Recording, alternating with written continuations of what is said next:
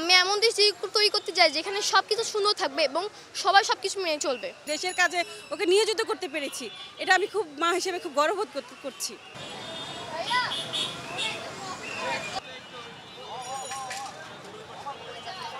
তুমি রাস্তায় কাজ করছো, ট্রাফিকের দায়িত্ব পালন করছো, তো এটা আসলে কিসের থেকে তুমি এই উপলব্ধিটা করছো?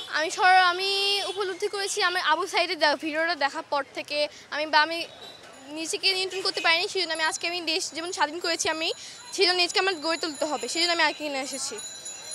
আচ্ছা, কতদিন থাকবা রাস্তায়? যতক্ষণ আমরা ট্রাফিক পুলিশ এখানে আসছে ততক্ষণ আমরা থাকবো। কেমন লাগছে কাজ করে?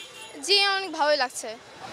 আচ্ছা, এই দেশে এখন সংস্কার হচ্ছে, নতুন করে দেশ তৈরি হচ্ছে, যেখানে কোনো অন্যায় থাকবে না, অবিচার থাকবে না, তোমার প্রত্যাশাটা কেমন? কেমন দেশ তুমি তৈরি করতে চাও? আমি এমন দেশ তৈরি করতে চাই যেখানে সবকিছু সুন্দর থাকবে এবং সবাই সবকিছু মেনে চলবে।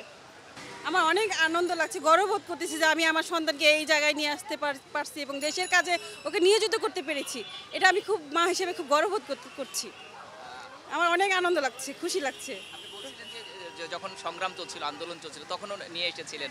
আচ্ছা, তখন তো অনেকেই মৃত্যুবরণ করেছিল, গুলি হচ্ছিল, তো এই অবস্থায় ভয় কাজ করতো না আপনার? আমি আমার ছেলেকে নিয়ে আসছি না, একটু তো ভয় কাজ করতো, যেহেতু প্রত্যেকটা মায়ের সন্তান হারাইলে কান্না কষ্ট লাগবে, ভয় লাগে।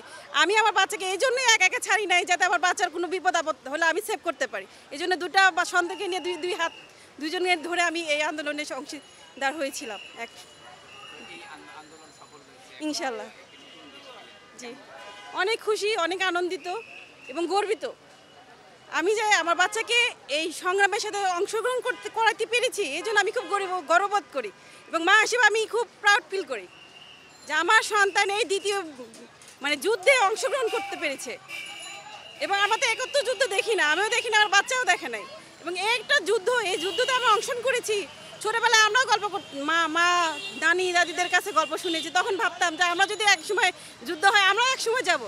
সেই সুযোগটা তা পেয়েছিলাম এবং নিয়েছি, অংশগ্রহণ করেছি। ভালো লাগে, অনেক আনন্দ লাগে। এই নতুন সরকার গঠিত হয়েছে, এই সরকারে কিন্তু শিক্ষার্থীদের একটি অংশগ্রহণ প্রতিনিধিত্ব রয়েছে। হ্যাঁ হ্যাঁ। তো এইটা কেমন লাগছে আপনার কাছে? আর এই শিক্ষার্থীরা আসলে আপনাদের প্রত্যাশা পূরণ করতে পারবে কিনা? নতুন সুন্দর একটি ভালো বাংলাদেশ গঠন করতে পারবে কিনা, এই আস্থাটা? ইনশাআল্লাহ পারবে, ওরা অবশ্যই পারবে।